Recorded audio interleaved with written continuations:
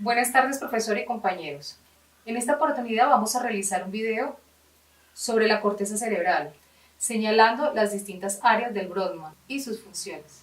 El grupo está conformado por 5 integrantes. Caterine Rodríguez Pardo, ella es la encargada de hablar sobre el área de Brodmann. Paula Pimiento Gómez, ella es la encargada de hablar sobre la afectación específica de un área y el diagnóstico que genera la persona. María Reyes, ella es la encargada de hablar sobre los planos anatómicos del cerebro. Diana Alejandra Pérez, ella es la encargada de hablar sobre las estructuras. Quien les habla, Beatriz Elena Rodríguez, y yo estoy encargada de hablar sobre la corteza cerebral. ¿Qué es la corteza cerebral? Es la parte más nueva y la más grande del cerebro.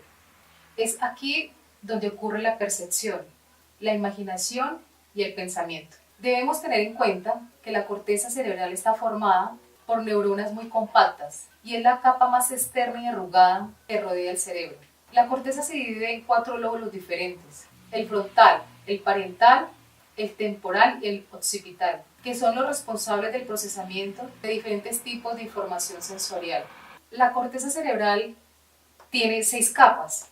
Seguidamente vamos a explicar cada una de ellas, ordenadas desde la superficie hacia el interior de la misma. Capa molecular, también llamada capa plesiforme, es la capa más superficial de la corteza cerebral.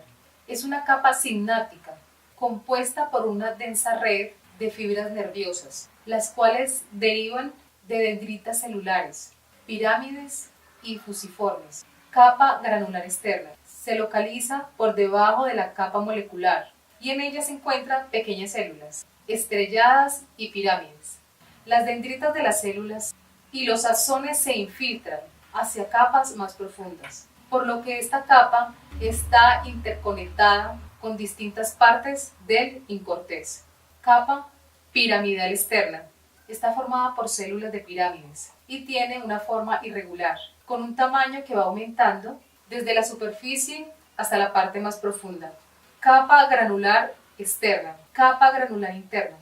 La componen las células estrelladas, las cuales se disponen de manera compacta. Capa piramidal interna, también llamada capa ganglionar. Posee células de pirámides ganglionar. Posee células pirámides de tamaño mediano. Capa multiforme o polimórfica. Está formada por células fusiformes y también posee células piramidales. Y también posee células piramidales modificadas, las cuales cuentan con un cuerpo triangular u ovoide. Los hemisferios cerebrales. Si miras el cerebro desde arriba, se hace inmediatamente obvio que hay una división en dos, desde adelante hacia atrás. Hay de hecho 2 hemisferios, como si tuviésemos 2 cerebros, en lugar de uno. Por supuesto que estas 2 mitades están íntimamente unidas por un arco de una materia blanca llamado cuerpo calloso. ¿Cómo está conformada la corteza cerebral? La corteza cerebral forma un revestimiento completo del hemisferio cerebral. Está compuesto por sustancia gris y contiene aproximadamente 10.000 millones de neuronas. El área de la superficie de la corteza está aumentado por su plegamiento en circunvoluciones, separada por cisuras o surcos. Buenas tardes, mi nombre es María Reyes, estudiante de Psicología segundo semestre. El día de hoy hablamos sobre los planos anatómicos. Los planos hacen referencia a secciones bidimensionales a través del cuerpo, es decir, que estos planos representan 2 partes del cuerpo como si hubieran sido cortados por una línea imaginaria.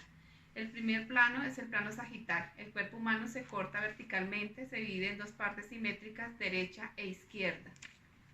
En el plano sagital se puede observar el corte que está realizado en términos del plano de coordenadas, donde es posible ver el interior del encéfalo, de la cabeza, y así observar las estructuras como la protuberancia, el bulbo raquídeo y el cerebelo, ya que estarán aquí en el cuerpo calloso. Este comunica hemisferios y es la región interna del hemisferio cerebral derecho. El segundo plano es el plano frontal o coronal.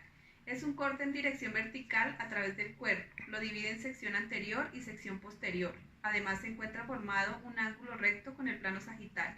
El nombre coronal se le otorga debido a que pasa por una sutura coronal en el cráneo. Un corte coronal es perpendicular al plano sagital, separando la pieza en una parte anterior y una posterior. En la figura que presentamos resulta simple distinguir la principal comisura que une ambos hemisferios. El cuerpo calloso, hacia arriba del mismo vemos la cisura interhemisférica, bien hacia abajo, en cambio se proyecta una delgada lámina que separa los ventrículos laterales, dibujándose la típica imagen en alas de mariposa. El tercer plano es el transverso horizontal. Es un corte horizontal que divide el cuerpo en parte superior y parte inferior. Se encuentra en ángulo recto con los otros dos planos. Un corte horizontal supone que el plano de sección pasa en forma perpendicular al sagital en forma paralela al suelo, dividiendo la masa encefálica en una porción superior y otra inferior. Notamos perfectamente la disposición externa del manto gris de la corteza con sus pliegues. Hacia el centro notamos una imagen bien simétrica, cual dos alitas una al lado de la otra, en el espacio de los ventrículos laterales en su prolongación frontal. De esta manera termino la explicación sobre los planos anatómicos del cerebro. Muchas gracias. Muy buenas noches, mi nombre es Katherine Rodríguez, soy estudiante de Psicología del segundo semestre. El tema que yo les voy a exponer es sobre las áreas de Brodmann. ¿Qué son las áreas de Brodmann? Es la región de la corteza cerebral debido a su definición de su citoarquitectura. Tenemos 52 áreas de Brodmann o regiones de Brodmann. Su fundador fue el señor Brodmann, que nació el 17 de noviembre de 1868. Yo les voy a hablar sobre las 12 principales áreas de Brodmann. Tenemos córtex somatosensorial primario, el área de Brodmann es 1, 2 y 3. Córtex motor es el número 4.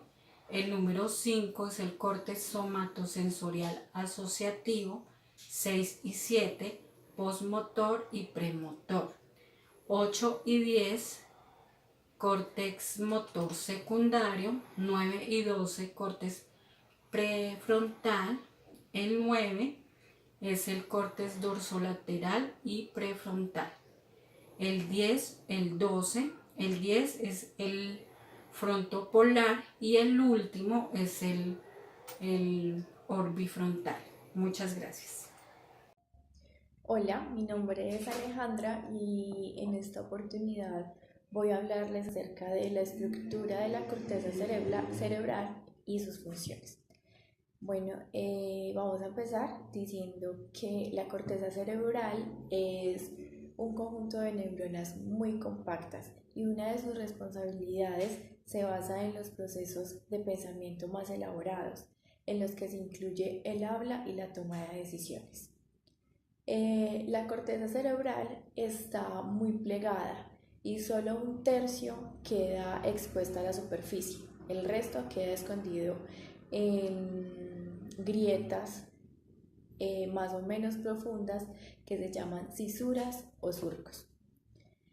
Las cisuras más importantes son la cisura central o de Rolando, que se encuentra en la parte superior del cerebro y separa el lóbulo parietal del frontal.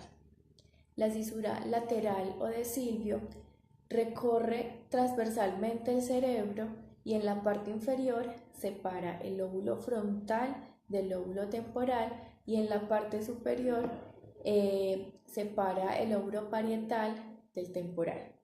La cisura parieto-occipital es un surco profundo que separa el lóbulo parietal del occipital y la cisura longitudinal es un surco largo y profundo que es el que separa los dos hemisferios del cerebro, que son el derecho del izquierdo. A su vez, las cisuras marcan límites en la superficie cortical y la dividen en 4 lóbulos. Estos lóbulos son el lóbulo frontal, el lóbulo parietal, el lóbulo occipital y el lóbulo temporal. El lóbulo frontal es anterior a la cisura central. El lóbulo parietal, desde la cisura central hasta la parieto-occipital. El lóbulo occipital es posterior a la cisura parieto-occipital y el lóbulo temporal es ventral a la cisura lateral. Buenos días, mi nombre es Paula Pimiento y el día de hoy voy a explicar las posibles lesiones, los posibles diagnósticos que pueden generar las lesiones en unas áreas específicas de Brodmann. En este caso vamos a hablar del área número 1 a la 4. El área número 1, 2 y 3 se localiza en el lóbulo parietal, se encarga de recibir todas las sensaciones táctiles, articulares y musculares del lado contrario de la parte del cuerpo. Los daños en esta área pueden producir confusiones en las percepciones táctiles del individuo, como en la temperatura, en la presión o en el dolor. El área número 4 se localiza en el lóbulo frontal. La función de esta área es la iniciación del movimiento voluntario, siendo muy destacada la acción y control que ejerce sobre los músculos distales y las extremidades. La lesión en la corteza motora primaria produce flacidez, reflejos exagerados y signos de Babinski. Este signo es la extensión dorsal del primer dedo de cualquiera de los dos pies y lo que genera es este tipo de reflejo exagerado en todos los dedos de los pies. Pues esos son algunos de los diagnósticos que pueden ocurrir cuando hay lesiones en las áreas de la 1 a la 4 correspondientes a las áreas de Brodmann. Muchas gracias.